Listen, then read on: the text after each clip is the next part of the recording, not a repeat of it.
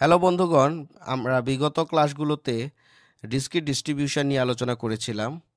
Discrete ডিস্ট্রিবিউশনে আমরা easily probability নির্ণয় করেছি, কয়েকটা ধাপ দেখেছি, বিভিন্ন পদ্ধতিতে আমরা মোটামুটি ক্যালকুলেশন করেছি। কিন্তু যখন আমরা ভ্যালুগুলো এরকম পেয়ে থাকি, ধরেন পি অফ 0x2, এগুলোকে আমরা বলি কন্টিনিউয়াস। যখন কন্টিনিউয়াস ডিস্ট্রিবিউশন ক্যালকুলেশন করতে আমাদের প্রয়োজন, তখন আমরা এই ক্যালকুলেশনটা ইজিলি করতে পারছিলাম না। সেক্ষেত্রে আমাদের দুজন বিজ্ঞানী, যাদেরকে মূলত এই কন্টিনিউয়াস ডিস্ট্রিবিউশন সমাধান করার ক্ষেত্রে বেশি আলোচনায় আনা হয়, তারা হচ্ছে গিয়া আব্রাহাম ডি মইভ্রে এবং কার্ল পিয়ারসন। তারা মূলত একটি পন্থা আমাদেরকে দেখিয়ে দেন, সেটা হচ্ছে গিয়া নর্মাল ডিস্ট্রিবিউশন।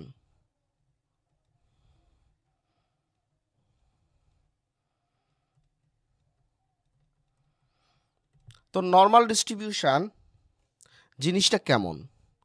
নর্মাল মানে নর্মাল আমরা সাধারণভাবে বুঝতে পারি। তাহলে আমরা এখানে দুটো জিনিস দেখলাম, এটা হচ্ছে কন্টিনিউয়াস, এটাকে সমাধান করতে হলে আমাদের নর্মাল ডিস্ট্রিবিউশন ইউজ করতে হয়, এবং এটা আব্রাহাম ডি মইভ্রে এবং কার্ল পিয়ারসন নামক দুজন বিখ্যাত ব্যক্তি এর ধারণা আমাদেরকে দিয়েছেন। এখন নর্মাল ডিস্ট্রিবিউশন করতে গেলে আমাকে তিনটি পদ্ধতি মাথায় রাখতে হবে। প্রথমত হচ্ছে আমাকে ফর্মুলা জানতে হবে। সবার প্রথমে আমাকে কি জানতে হবে? সবার প্রথমে আমাকে জানতে হবে ফর্মুলাটা বুঝতে হবে। ফর্মুলা বোঝার পরে আরেকটা উপায় আছে, সেটা হচ্ছে টেবিলটা কি আমি একটু পরে আসতেছি। তারপরে আমাকে যেটা জানতে হবে সেটা হচ্ছে গিয়ে কার্ভ, অর্থাৎ আমাকে কার্ভ জানতে হবে। একটা লেখচিত্র আছে, লেখচিত্রটা জানতে হবে। কিভাবে কি এইভাবে আমরা কার্ভ তৈরি করব সেটা নিয়ে আমরা বিস্তারিত আলোচনা করতেছি একটু পরেই।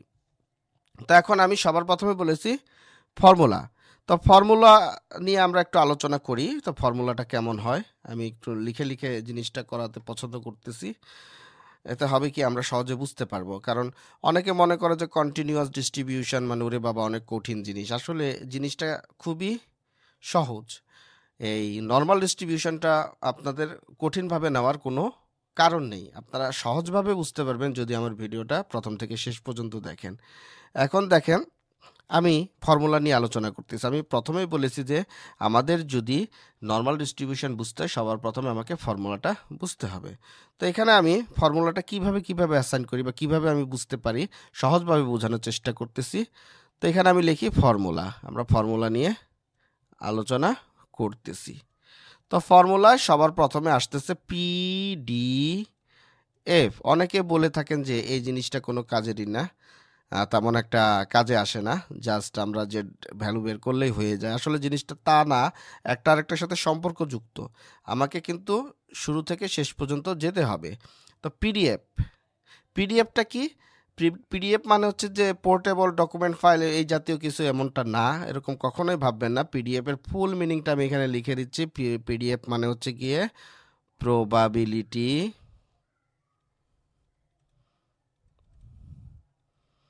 Density function. বানান টানান ভুল হতে পারে, তাহলে পিডিএফটা মানে হচ্ছে প্রবাবিলিটি ডেনসিটি ফাংশন। এর একটা ফর্মুলা আছে, সেটা হচ্ছে এফ অফ এক্স। আপনারা আমার সাথে থাকেন, সম্পূর্ণ ক্লিয়ার করে দেবো আজকে, একদম চিন্তা করবেন না। এটা হচ্ছে সিগমা বলি আমরা, সিগমা রুট ওভার 2 পাই, সিগমা রুট ওভার 2 পাই, উপরে থাকবে 1, উপরে কি থাকবে 1। তারপরে এখানে আমরা করব ই এর ভ্যালু মাইনাস এক্স মিউ, এটা কিন্তু মিউ, ইউ না, 2 স্কোয়ার বাই 2 সিগমা স্কোয়ার। এইটা হচ্ছে গিয়ে আমার পিডিএফ এর, অর্থাৎ প্রবাবিলিটি ডেনসিটি ফাংশন। এই জিনিসটার সূত্র, এই সূত্রটা আমাকে জানতে হবে। এই সূত্রটা আমাকে ভালোভাবে বুঝতে হবে। তো এই সূত্রটার কাজটা কি সেটা নিয়ে আমি একটু পরে আলোচনা করতেছি, কিভাবে এই সূত্রটা কাজ করে। আমি জাস্ট এখন সূত্রটা কি সূত্র ইউজ করব সেটা আমি বলে দিচ্ছি। তাহলে ফর্মুলার প্রথম ধাপে আমরা এখানে 1 নাম্বার ধাপ আমি লিখে দিই। 1 নাম্বার ফর্মুলা আমরা পেয়ে গেলাম পিডিএফ, প্রবাবিলিটি ডেনসিটি ফাংশন। এটা খুবই গুরুত্বপূর্ণ ভূমিকা রাখে। হয়তোবা অনেকে জিনিসটা শেয়ার করতে চান না, আমি চাই যারা শিখতেছেন তারা একদম ভালোভাবে একদম ডিপলি শিখেন। এতে হবে কি, সহজে বুঝতে পারবেন কিভাবে এই ফর্মুলাগুলো কাজ করতেছে। আমার মনে হয় ডিপলি শেখাটাই বেটার। এরপরে আমরা যে ফর্মুলাটা নিয়ে আলোচনা করব, এখানে আমি একটা দাগ দিয়ে দেব, না দাগ দেওয়া দরকার নাই, হয়তোবা নয়তোবা এরকম কিছু একটা বুঝাইতে চাচ্ছি। এখন আমরা ইন্টিগ্রেশন সম্পর্কে ভালো জানি না। আচ্ছা, আমি নেক্সট ফর্মুলায় যাওয়ার আগে এটা সম্পর্কে একটুখানি ব্যাখ্যা দিতে চাচ্ছি। এখানে দেখেন সিগমাটা কি কাজে ব্যবহার করা হয়। আচ্ছা, সিগমার আগে আমরা মিউটা লিখি। মিউটা আমি কয়েকবার আগের ভিডিওতে দেখিয়েছি। মিউ মানেটা কি, মিউকে আমরা গড় হিসাবে আখ্যায়িত করি, গড় অথবা মিন। মিউকে আমরা কি বলবো, গড় অথবা মিন। এখানে সিগমাটা কি কাজে ব্যবহার করা হয়, সিগমাটা হচ্ছে স্ট্যান্ডার্ড ডেভিয়েশন।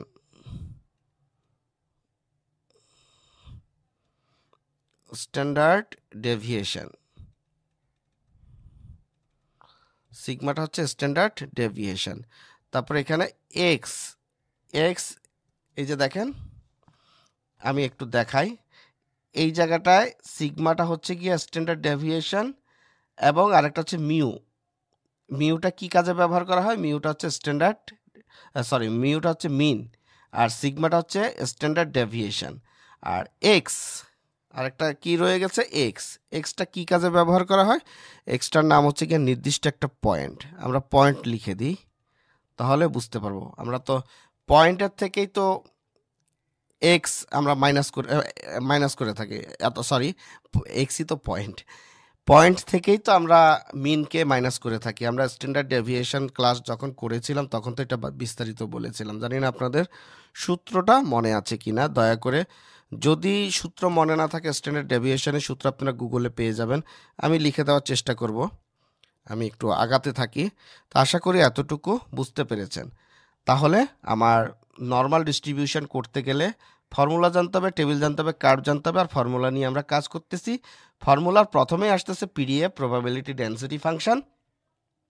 সূত্রটা হচ্ছে এই, এবং এটার মধ্যে যা যা আছে তার অর্থ আমি এখানে লিখে দিয়েছি, কোনটার নাম কি। এখন এই ফর্মুলাই কি শেষ? আমি যখন ডেনসিটি ফাংশন ব্যবহার করব এবং নর্মাল ডিস্ট্রিবিউশন করব তখনই আমার কাজ শেষ? মোটেই না। আমাকে উপযুক্ত রেজাল্ট পেতে দুটো পদ্ধতি অবলম্বন করতে পারি। যে কোনো একটা পদ্ধতি আমরা ইউজ করলেই আমাদের রেজাল্ট আমরা পেয়ে যাব। অর্থাৎ আমরা এই পদ্ধতিটা ইউজ করব, করার পরে আরও দুইটা পদ্ধতি আছে, ওই পদ্ধতিগুলোর মধ্যে যে কোনো একটা পদ্ধতিকে আমাকে বেছে নিতে হবে।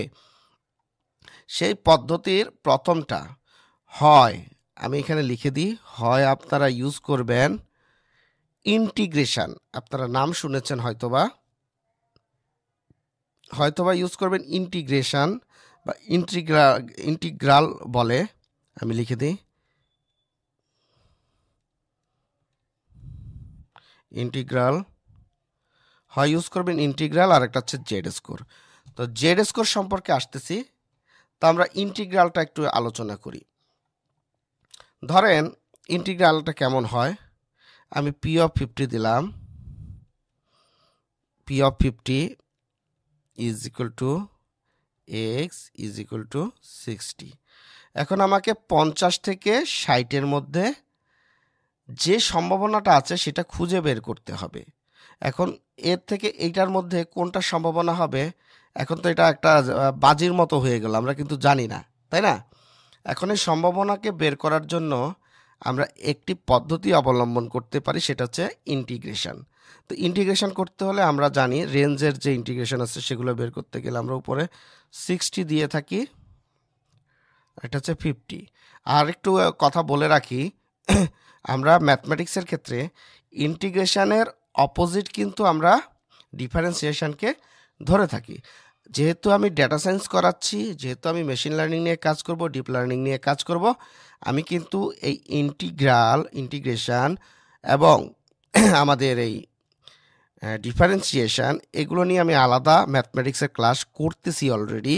অর্থাৎ এখন আমার ম্যাথমেটিক্সের যে ক্লাসগুলো আছে সেখানে আমার ভেক্টর চলতেছে, এরপরে আমি আস্তে আস্তে এই ইন্টিগ্রেশন, তারপরে আমার ডিফারেন্সিয়েশন, এগুলোতে আস্তে আস্তে আমরা ধাপিত হব। তো এখন এখানে আমরা রেঞ্জ পেয়েছি। রেঞ্জ পাওয়ার পর এখন ইন্টিগ্রেশন আমাদের করতে হবে এফ এক্স ডিএক্স, এই সূত্রে আমাদের ইন্টিগ্রেশন করতে হবে। তো ইন্টিগ্রেশন করার পরে যে রেজাল্টটা আমরা পাবো, আমার এখন ইন্টিগ্রেশনের পুরো ফর্মুলা ইউজ করার মতো সময় নেই, তো আমরা একটা রেজাল্ট এই জায়গায় আমরা পাবো। তো এখন এই রেজাল্টটা নিয়ে কাজ করতে গেলে আমাকে অনেক বড় ক্যালকুলেশন করে তারপরে আমাকে রেজাল্টটা বের করতে হচ্ছে।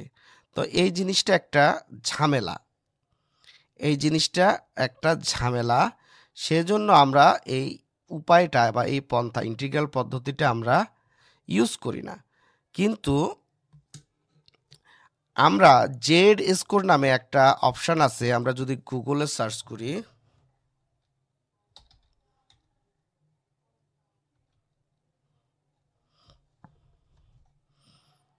আমরা যদি গুগলে জেড টেবিল সার্চ করি, আমরা বিভিন্ন ধরনের টেবিল, ধরেন একটা নিলেই হলো, এটাকেই নেই, বোঝা যাচ্ছে না।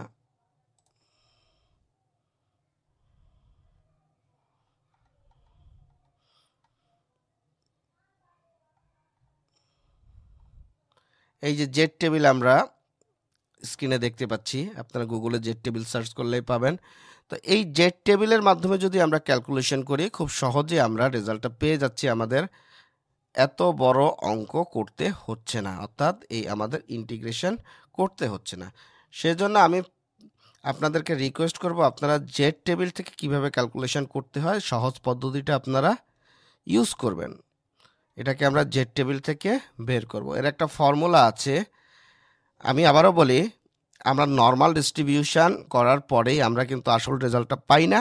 সেজন্য আমাদের দুইটা পদ্ধতি আছে, যে কোনো একটা পদ্ধতি আমাদের বেছে নিতে হবে, হয় ইন্টিগ্রেশন অথবা জেড স্কোর টেবিল, জেড স্কোরের ফর্মুলা। তো জেড স্কোরের ফর্মুলা খুবই সহজ।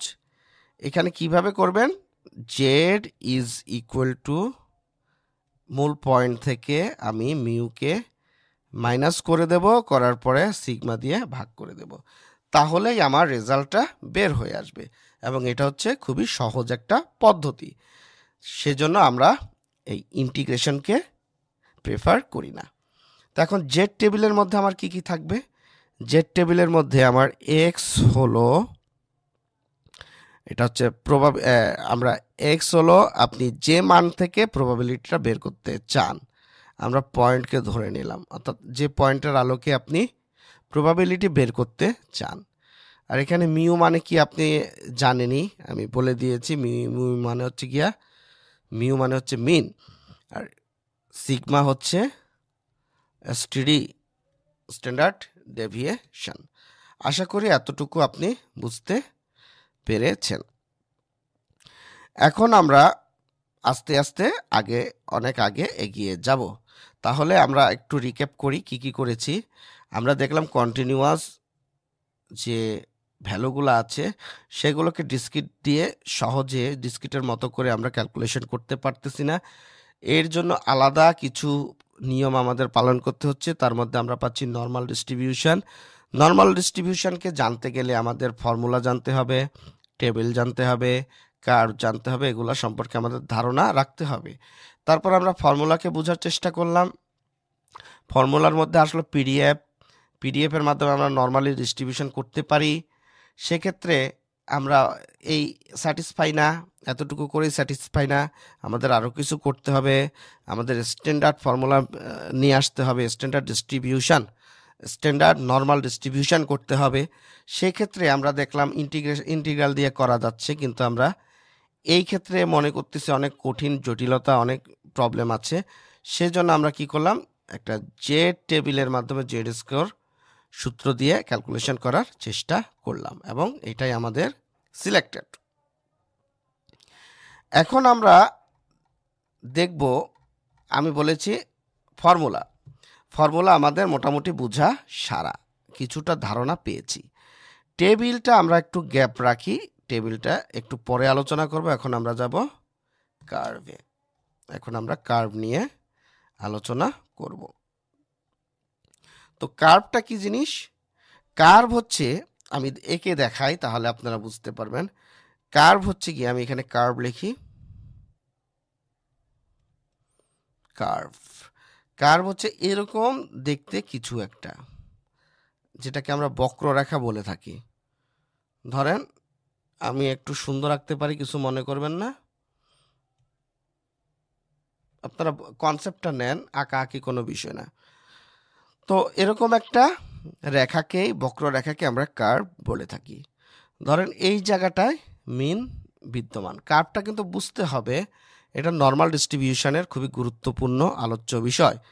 ধরেন এখানে মিন বিদ্যমান, সেটাকে আমরা এক্স পয়েন্ট হিসাবে আখ্যায়িত করতেছি। তো এক্স পয়েন্ট সমান সমান এটাকে আমরা কি বলবো, মিন। মিন মানে কি, মিউ। মিন মানে মিউ, মিউকে আমরা মিন বলেছি। এখন এইটা হচ্ছে কার্ভ, আর এখানে হচ্ছে এক্স অ্যাক্সিস, আর ধরে নিলাম এখানে ওয়াই অ্যাক্সিস আছে, সেটা আমার দেখার বিষয় না, আপাতত এক্স অ্যাক্সিস নিয়েই থাকি, আমি এতটুকু বোঝার চেষ্টা করি। তো এখন দেখেন এই যে অংশটা, এটা কিন্তু এইভাবে যাচ্ছে, কখনো এটার সাথে মিলতেছে না, দেখছেন? এটা এইভাবে যাচ্ছে, কখনো এটা, কারণ এটা তো কন্টিনিউয়াস, আমি আগেই বলেছি। তো কন্টিনিউয়াস ভ্যালু কি ভাই এক্সে কি আসবে? এক্স পয়েন্টে কখনো আসতে চায় না, আসে না।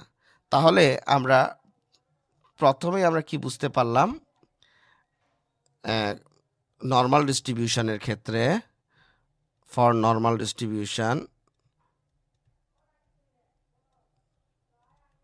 ডিস্ট্রিবিউশনের ক্ষেত্রে আমরা প্রথমে পাইলাম কি, এই যে অ্যাক্সিসটা, অর্থাৎ মানে যে কার্ভটা থাকে, কার্ভ কখনো কি এক্স অ্যাক্সিস টাচ করে না, not touch x Axis, x Axis কখনোই টাচ করে না। এই কার্ভটা গেল। এখন 2 নাম্বার আর কিছু পাই কিনা দেখি। দ্বিতীয় নাম্বার, যেটা এখানে টোটাল যে অংশটা আছে, অর্থাৎ এই থেকে শুরু করে, আমি একটু মাউস দিয়ে দেখাই, অর্থাৎ এই থেকে শুরু করে এই পর্যন্ত যে অংশটা আছে, টোটাল এই কার্ভের যে অংশটা আছে, সেটাকে আমরা কি বলবো, টোটাল অংশকে আমরা বলবো টোটাল পার্ট কত, 1। Total part is equal two 1। Total অংশটাকে আমি আমার মতো করে বুঝাচ্ছি, টোটাল পার্টকে আমরা কি বলবো, 1। এখানে যে কার্ভটা আমরা অঙ্কন করেছি, 3 নাম্বার যায় পয়েন্টে, যে কার্ভটা আমরা অঙ্কন করেছি এই জায়গাটায়, এই পয়েন্টে, অর্থাৎ যেখানে আমরা মিন অ্যাসাইন করেছি, এই জায়গাটায় মিন, মিডিয়ান, মোট তিনোটাই কি থাকবে, সেম। এই জায়গাটায় মিন, মিডিয়ান অ্যান্ড মোড তিনোটাই same, is equal to same. আশা করি বুঝতে পেরেছেন। এখন একটা মজার বিষয় দেখেন, এই যে দেখেন যে এক্স একটা অংশ, এই এক্স অংশ থেকে এই এতটুকু, এখানে একটু তেরা বেঁকা টাইপের হয়েছে, তো আপনারা ধরে নেন সোজা এতটুকু, এখান থেকে এই মিউ থেকে আমরা এই অংশেরটাকে বলবো এটা হচ্ছে নেগেটিভ অংশ, এই অংশটাকে নেগেটিভ, এই অংশটাকে আমরা পজিটিভ অংশ ধরব। অর্থাৎ এখানে আমরা বলতে পারি এটা যদি সিগমা হয়, এটা যদি সিগমা হয়, এটাও যদি সিগমা হয়, অর্থাৎ এখানে শুধু সিগমা, এই সিগমাটা মিউ থেকে অর্থাৎ মিন থেকে এটা মাইনাস অংশে অবস্থিত, এটা প্লাস অংশে অবস্থিত।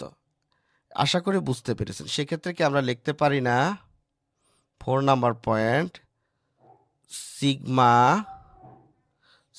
মিউ মাইনাস 4 নাম্বার, আমরা কি এভাবে লিখতে পারি mu plus sigma and mu minus sigma, অর্থাৎ এটা হচ্ছে মিউ থেকে মাইনাস অংশে মাইনাস সিগমা, মিউ থেকে প্লাস সিগমা। এই অংশটাকে আমি টোটাল অংশটাকে বলেছি 1। এই টোটাল যে অংশটা আছে শুরু থেকে শেষ পর্যন্ত টোটাল অংশটাকে আমি বলেছি 1। আর এই পার্ট থেকে টোটাল অর্থাৎ একদম এই পর্যন্ত যে অংশটা আছে এটাকে বলবো আমরা 0.5।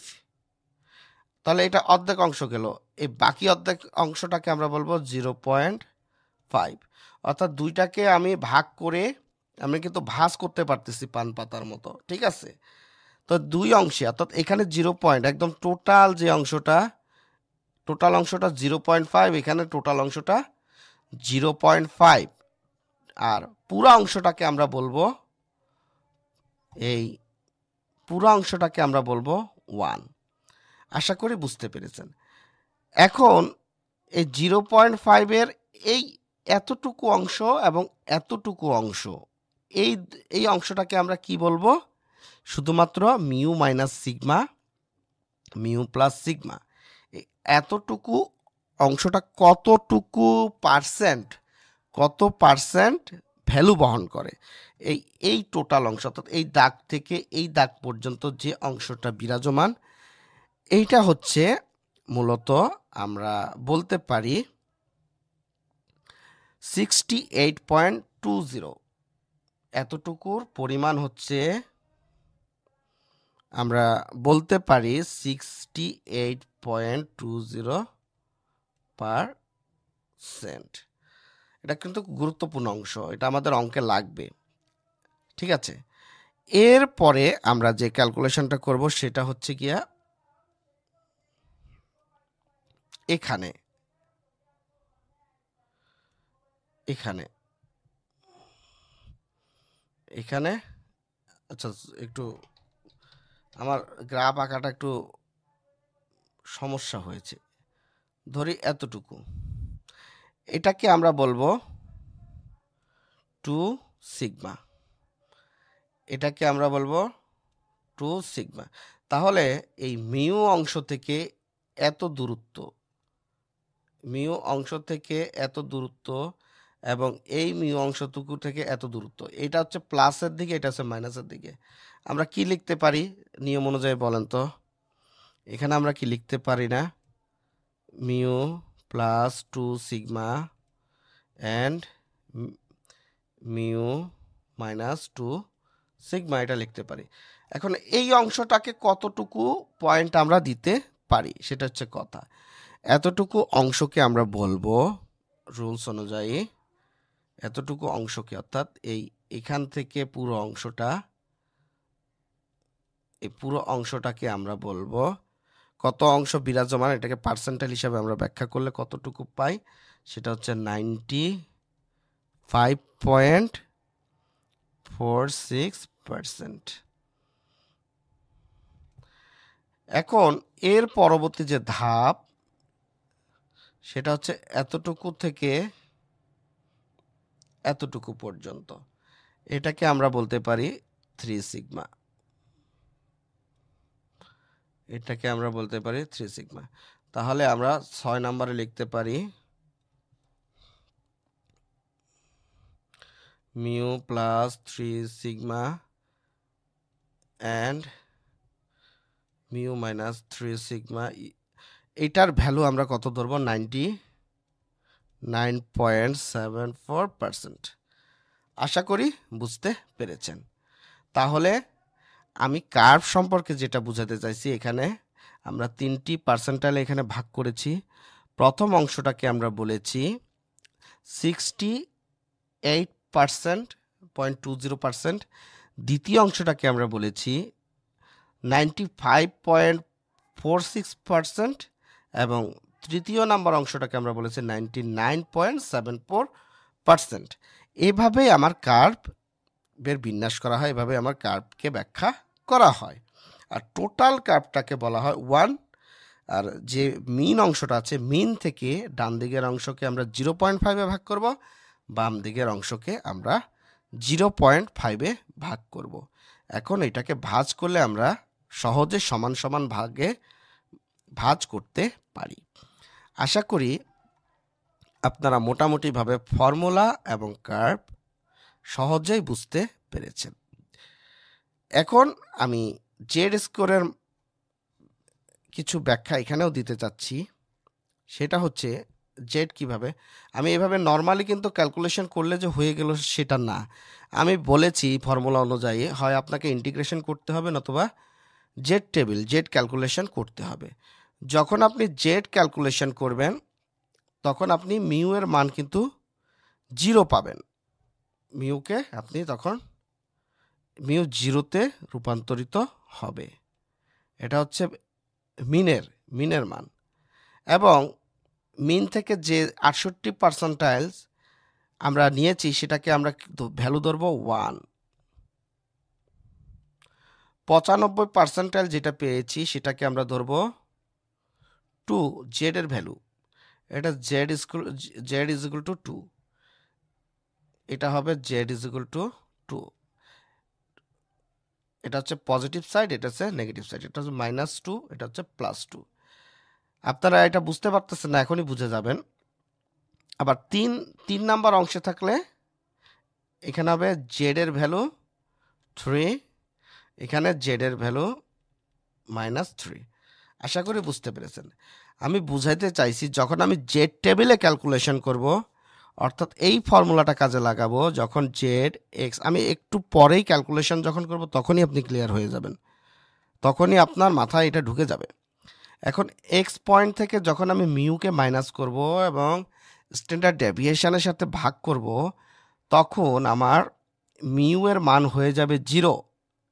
মিউ এর ক্ষেত্রে অর্থাৎ আমার মিনের ক্ষেত্রে জেড এর ভ্যালু হয়ে যাবে 0।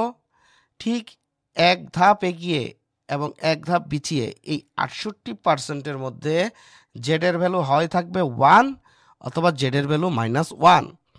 তারপরের ধাপে জেড এর ভ্যালু হয় থাকবে 2 অথবা -2। তারপরের ধাপে জেড এর ভ্যালু 3 অথবা -3। আশা করি বুঝতে পেরেছেন।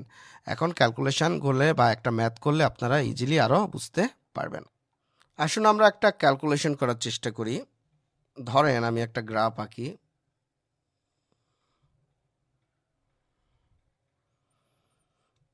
গ্রাফ ভালো হচ্ছে না, কিছু মনে করবেন না।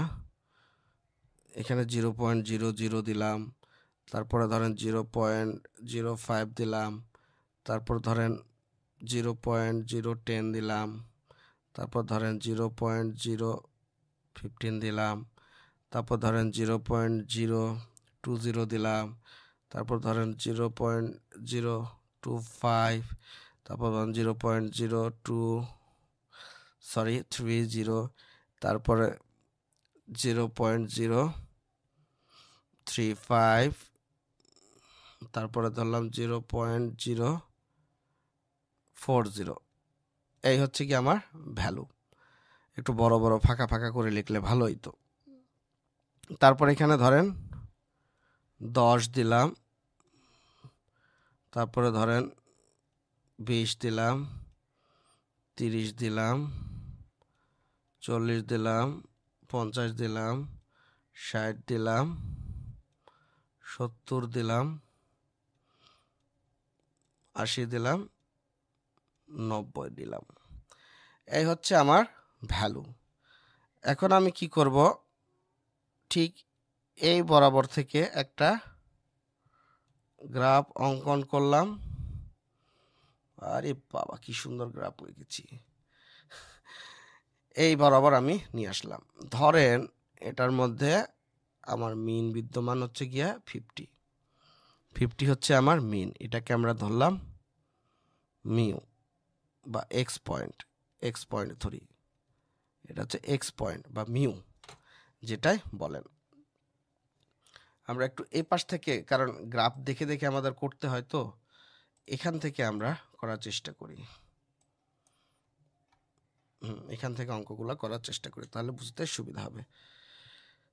এখন সবার প্রথমে আমাকে কি করতে হবে, পিডিএফ ক্যালকুলেট করতে হবে।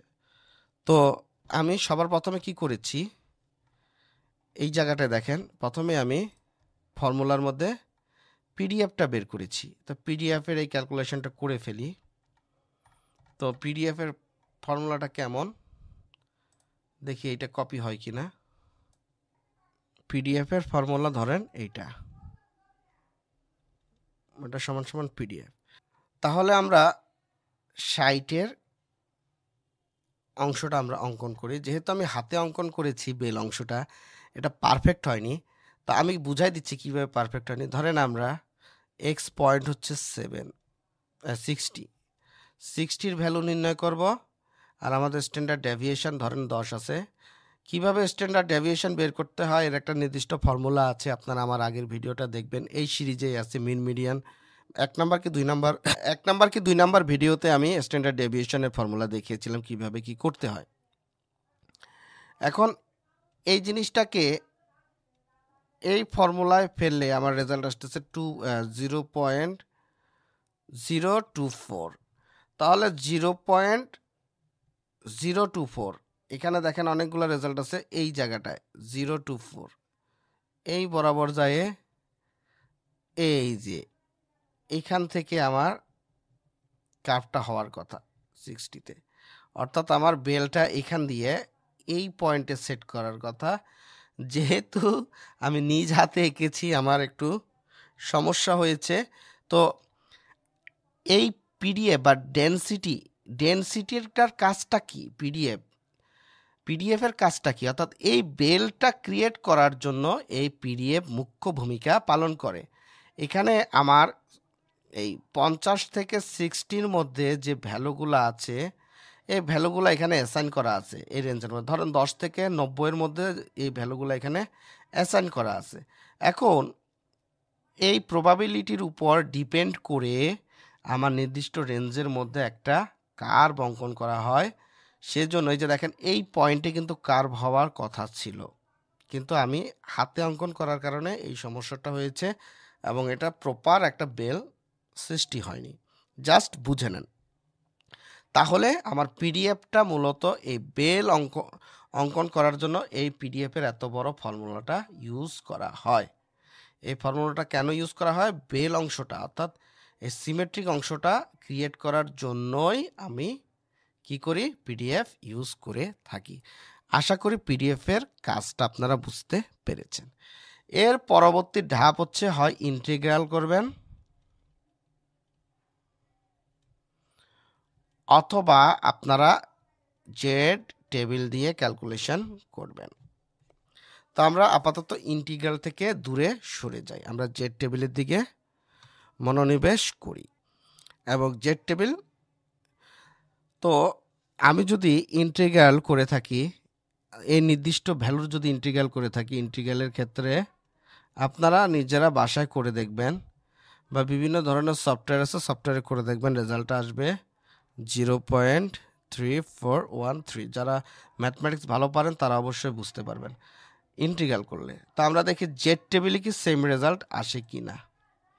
আমরা জেড টেবিল দিয়ে ক্যালকুলেশন করার চেষ্টা করব। আমরা পাশেই করার চেষ্টা করি, কারণ আমাদের গ্রাফটা দেখতে হবে, ঠিক এখানেই করি। তো আমরা এখন জেড স্কোর ক্যালকুলেশন করব। তো জেড স্কোর ক্যালকুলেশন করতে গেলে আমাকে সর্বপ্রথম লিখতে হবে Z is equal to x minus mu by কত, স্ট্যান্ডার্ড ডেভিয়েশন। এখন আমরা রেঞ্জ বের করতেছি কত থেকে, 50 থেকে 60-এর মধ্যে। ভালো করে বুঝেন, আমরা কিন্তু 50 থেকে 60-এর মধ্যে। আর এই বেল যে অংশটা, সেটাকে এই ফর্মুলা অ্যাসাইন করে আমাকে বেল বের করে নিতে হচ্ছে। আমি বেল বের করতে পারতেছি, কিন্তু প্রপার রেজাল্ট বের করতে পারতেছি না। আর এই ডেনসিটিটা ঠিক এই পয়েন্টে হওয়ার কথা ছিল, আমি উল্টাপাল্টা এঁকেছি, তাই এরকম হয়েছে। এখন আমরা ক্যালকুলেশন করব জেড স্কোর। তো প্রথমে আমরা এক্সের ভ্যালু কত পাইছি 50। 50 থেকে আমরা কতর মধ্যে করব 50 থেকে এক্সের ভ্যালু কত 60, এই রেঞ্জের মধ্যে আমাকে জেড স্কোর বের করতে হবে। তো আমরা প্রথম পয়েন্টটা নিয়ে আলোচনা করি 50। তো 50-এর ক্ষেত্রে আমরা কি পাবো জেড সমান সমান 50, এক্সের ভ্যালু 50, মিউ এর ভ্যালু কত 50, আর নিচে কত আছে 10। তো কত আসে রেজাল্ট অবশ্যই সমান সমান 0। আমি কি বলেছিলাম যে মিউ অর্থাৎ যে মধ্যমা থাকবে বা মিউ থাকবে সেটা যাকে আমরা মধ্যমা হিসেবে ব্যাখ্যা করব সেটা সবসময় 0 হবে জেড এর ক্ষেত্রে। এই কার্ভে আমরা একে দেখিয়েছিলাম না, জেড এর ক্ষেত্রে 0। তাহলে আমরা এখানে কি জেড এর ক্ষেত্রে 0 পেয়ে গিয়েছি না, পেয়ে গিয়েছি, গ্রেট।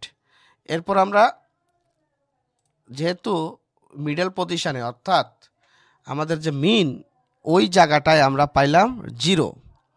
এখন আমরা ক্যালকুলেশন করব 60-র ভ্যালু। 60-র ক্ষেত্রে আমরা কি পাই, আমরা এখানে আমি বলেছি 0 থেকে এই জায়গায় তো আমরা মেইন আমাদের মিন কিন্তু হচ্ছে এই জায়গাটায়, হ্যাঁ এই জায়গাটায় আমাদের মিন থেকে 60 পর্যন্ত আমাদের রেঞ্জ, এইটা কিন্তু আমরা বের করতেছি। বিষয়টা বোঝার চেষ্টা করেন, আমাদের এদিক নিয়ে কোনো মাথা ব্যথা নাই বা তার পরের অংশটাকে নিয়ে আমাদের কোনো মাথা ব্যথা নাই। হবে আগামীকাল হবে, আগামী ক্লাসে হবে যখন আমরা ম্যাথমেটিক্স নিয়ে আলোচনা করব। এখন আমার ডেস্টিনেশন হচ্ছে 50 থেকে 60, এই রেঞ্জের মধ্যে আমার প্রবাবিলিটি বের করা। তো এখন আমি এই মিন পর্যন্ত আমি বলেছি জেডের ভ্যালু সবসময় 0 হয়ে যাবে, প্রমাণ করে দিলাম জেডের ভ্যালু 0, কারণ এখানে আমি বড় মুখ করে বলেছি যে মিনের মধ্যে জেডের ভ্যালু 0 হয়ে যাবে। তাহলে এই জায়গাটায় আমি ক্যালকুলেশন করে প্রমাণ করে দিচ্ছি জেডের ভ্যালু 0। সুতরাং এটা সমান সমান মিউ, এটা সমান সমান মিন, ঠিক আছে। তাহলে মিনের ক্ষেত্রে জেডের ভ্যালু কত 0।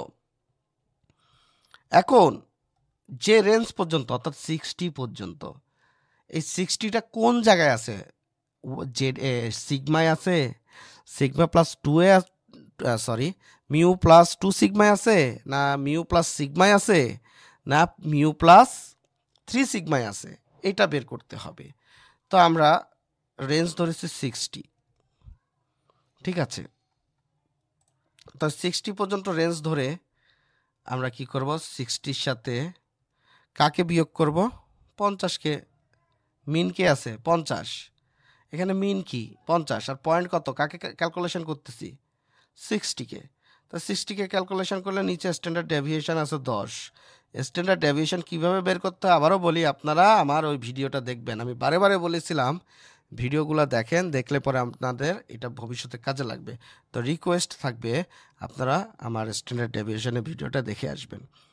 এখন আমি 60 থেকে 50 গেলে 10, এখানে 10 1, তাহলে এটা কোন রেঞ্জের মধ্যে আছে 68% রেঞ্জের মধ্যে আছে। আমার এই কার্ভটা আপনি ছুঁড়ে ফেলে দেন, এই কার্ভটা নিয়ে মাথা ব্যথা করবেন না, আমি ভালো কার্ভ আঁকতে পারি না। তো এখানে 1, তাহলে এখানে জেড এর ভ্যালু কত আসতেছে 1, জেড সমান সমান 1, তার মানে কি মিউ প্লাস সিগমা। আচ্ছা যদি আমি 80 পর্যন্ত যদি নিতাম তাহলে কত আসতো, এটা একটু বোঝার চেষ্টা করি। তাহলে 80 মাইনাস 50/10 সমান সমান কত 30/10, 3×10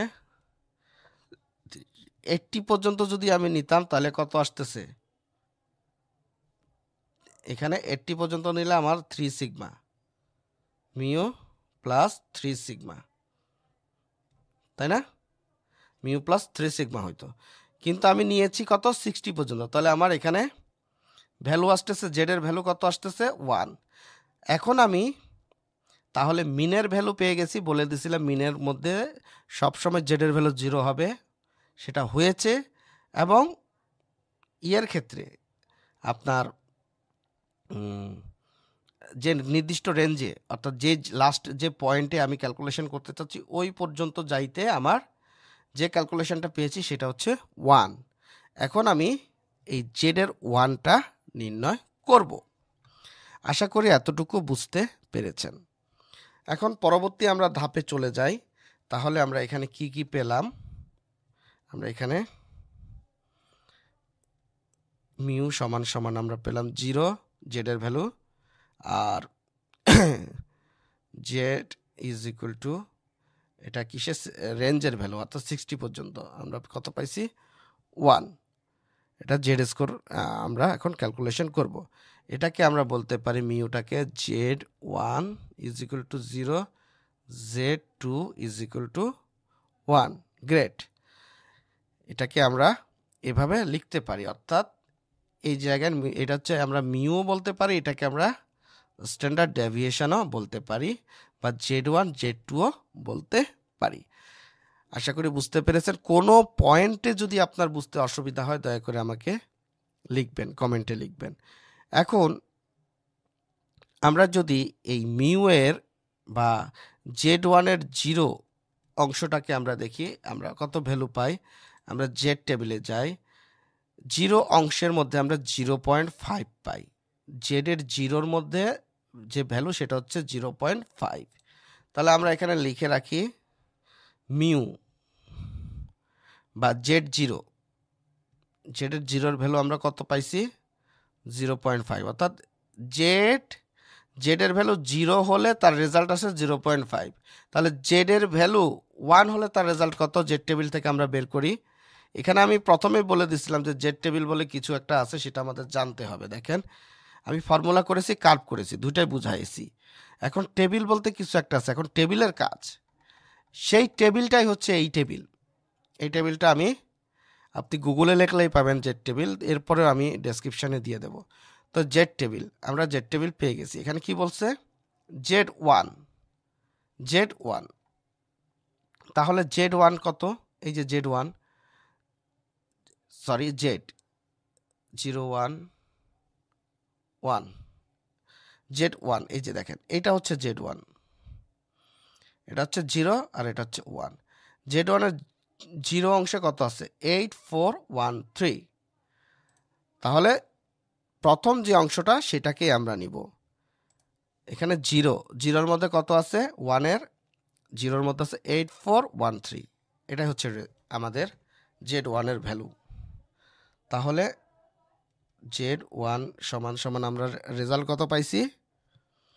আমরা একটু দেখে আসি। Z1 8413, 8413 আমরা লিখে ফেলি। Z1 সমান সমান 8413, তার আগে দশমিক। আশা করি এতটুকু বুঝতে পেরেছেন। খুবই সিম্পল কাজ করেছি। আমরা এই প্রবাবিলিটি ডেনসিটি ফাংশনের মাধ্যমে এই বেল অংশটা ক্রিয়েট করে নিয়েছি প্রত্যেকটা পয়েন্টের। এখানে 10 থেকে শুরু করে 90 পর্যন্ত যতটুকু ভ্যালু আছে সবগুলাকে একবারে ক্যালকুলেশন করেছি, একটা বেল আকৃতি স্থাপন করেছি। তার জন্য আমার এই ফর্মুলাটা ইউজ করতে হয়েছে। এই প্রত্যেকটা পয়েন্টের জন্য আলাদা আলাদা আকৃতি দেওয়ার জন্য আমরা এই ফর্মুলা ইউজ করেছি। 30, 40, 50, 60 সমস্ত কিছু করার পরে আমরা সিদ্ধান্ত নিলাম এটার মধ্যে যে মিন হবে সেটা হবে 50। আমি এটা কোনো ম্যাথমেটিক্সের কাজ করতেছি না, কোনো উদাহরণের কাজ করতেছি না, আমি জাস্ট একটা নিজে নিজে বানিয়ে এক্সাম্পল দিচ্ছি বুঝার সুবিধার্থে। তো এখান থেকে আমরা এই সিদ্ধান্তে উপনীত হলাম সব পুরো কার্ভ টার্ভ যা কিছু আছে করার পরে যে 50 হবে মিন 50 হওয়ার পরে এখন এই আমি চিন্তা করলাম যে 50 থেকে 60-এর মধ্যে একটা কি করব? ক্যালকুলেশন করব, প্রবাবিলিটি নির্ণয় করব। তো এইটা আমরা দুটি ধাপে করতে পারি, একটা হচ্ছে ইন্টিগ্রেশন আর একটা হচ্ছে জেড স্কোর দিয়ে। তো ইন্টিগ্রেশন দিয়ে করতে গেলে আমাকে ইন্টিগ্রাল ব্যবহার করতে হচ্ছে, অনেক ফর্মুলা ইউজ করতে হচ্ছে, ব্লা ব্লা ব্লা, অনেক কষ্টসাধ্য ব্যাপার, সব কিছু তো সহজে করা যায় না।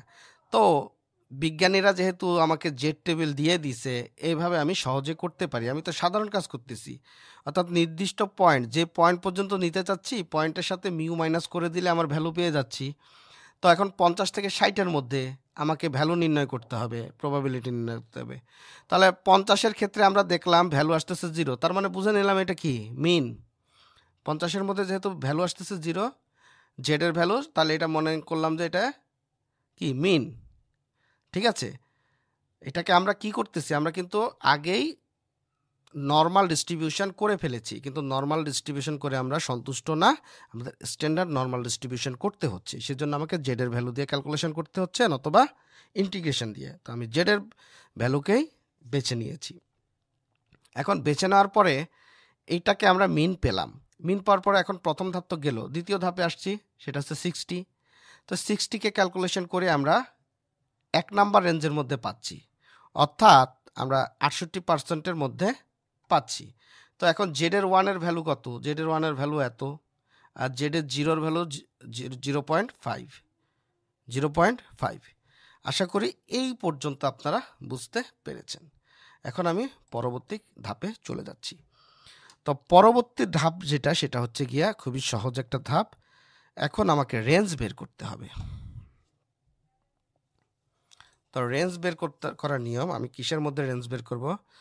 প্রবাবিলিটি অফ 50x 60, এটার মধ্যে তো আমাকে কি করতে হবে? রেঞ্জ বের করতে হবে। এখন এটা রেঞ্জ বের করতে গেলে আমরা কি পেয়েছি? PZ2 ইজ ইকুয়াল টু 1, ওটা থেকে minus PZ1 is equal two 0। অর্থাৎ আমরা তখন কি Z1-কে 0 ধরেছি, আর Z2-কে 1 ধরেছি। এখন Z2 থেকে Z1 মাইনাস করে দিলে যে রেজাল্টটা পাবো সেটাই হবে আমার প্রবাবিলিটি, অর্থাৎ আনসার।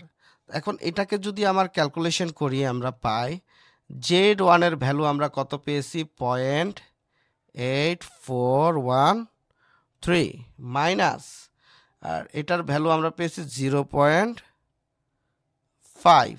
এই তো এখানে আগে 0 আছে, ধরেন 0.84 আর 0.5, এই তো। এখন এখান থেকে যখন আমরা ক্যালকুলেশন করব, 8-এর থেকে 5 গেলে কত? 3413, এই রেজাল্টটা পাই, যেটা ইন্টিগ্রেশনেও পাওয়া গিয়েছিল। কই ইন্টিগ্রেশনের রেজাল্টটা গেল কোথায়? এই যে দেখেন, ইন্টিগ্রাল করলেও আমি সেম রেজাল্টই পাই। আশা করি আপনারা বুঝতে পেরেছেন, এটাই হচ্ছে রেজাল্ট, এটা কিন্তু প্রবাবিলিটি, এই জিনিসটাই প্রবাবিলিটি। অর্থাৎ আমার এই 50 থেকে 60-এর মধ্যে যে প্রবাবিলিটিটা বিদ্যমান, সেটা হচ্ছে 0.3413। দেখাচ্ছি আমি 0 পয়েন্ট, এই জায়গা থেকে 0.34, এই অংশ বরাবর, এই অংশ বরাবর যে কোনো একটা জায়গায় হবে, এই অংশ বরাবর যে কোনো একটা জায়গায় হবে। এটাই হচ্ছে গিয়া রেজাল্ট, প্রবাবিলিটি আমার বের হয়ে গেল। আশা করি আপনারা একদম প্রথম থেকে শেষ পর্যন্ত আমি যা যা বলেছি মোটামুটি আপনারা ক্যাপচার করতে পেরেছেন। এখন আমি সংক্ষিপ্ত আকার একটা রিক্যাপ দিয়ে দেব। সেটা হচ্ছে আমি ডিসক্রিট ডিস্ট্রিবিউশন করেছিলাম, ডিসক্রিট ডিস্ট্রিবিউশনে আমরা রেজাল্ট মোটামুটি পেয়েছি। এখন আমরা যখন কন্টিনিউয়াস কোনো ভ্যালু পাচ্ছি, সেক্ষেত্রে আমরা ডিসক্রিট ডিস্ট্রিবিউশন দিয়ে আমরা সলভ করতে পারতেছি না। আমরা সেজন্য একটি ফর্মুলা নিলাম, সেটা হচ্ছে নর্মাল ডিস্ট্রিবিউশন। তো নর্মাল ডিস্ট্রিবিউশন করতে গেলে আমাকে 3টা জিনিস মাথায় রাখতে হবে, একটা হচ্ছে ফর্মুলা, একটা টেবিল, একটা কার্ভ। তো ফর্মুলা করতে গিয়ে আমরা দেখলাম প্রথমে আমাদের পিডিএফ দিয়ে কার্ভটা অঙ্কন করতে হবে, অর্থাৎ এই জাতীয় কার্ভ অঙ্কন করতে হবে প্রত্যেকটা পয়েন্টের জন্য। আর এইটার জন্য আমরা পিডিএফ করব প্রবাবিলিটি ডেনসিটি ফাংশন।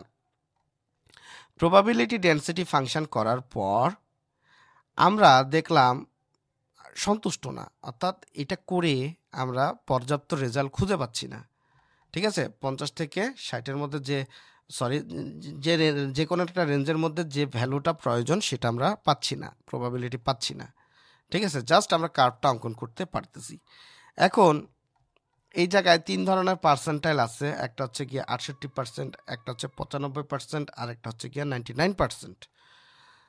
এখন এটা কোন রেঞ্জের মধ্যে আছে এবং কিভাবে আছে এবং প্রবাবিলিটি কত সেটা বের করতে হলে আমাকে দুটো পদ্ধতিতে করতে পারি। একটা হচ্ছে জেড টেবিলের মাধ্যমে, আর একটা হচ্ছে ইন্টিগ্রালের মাধ্যমে।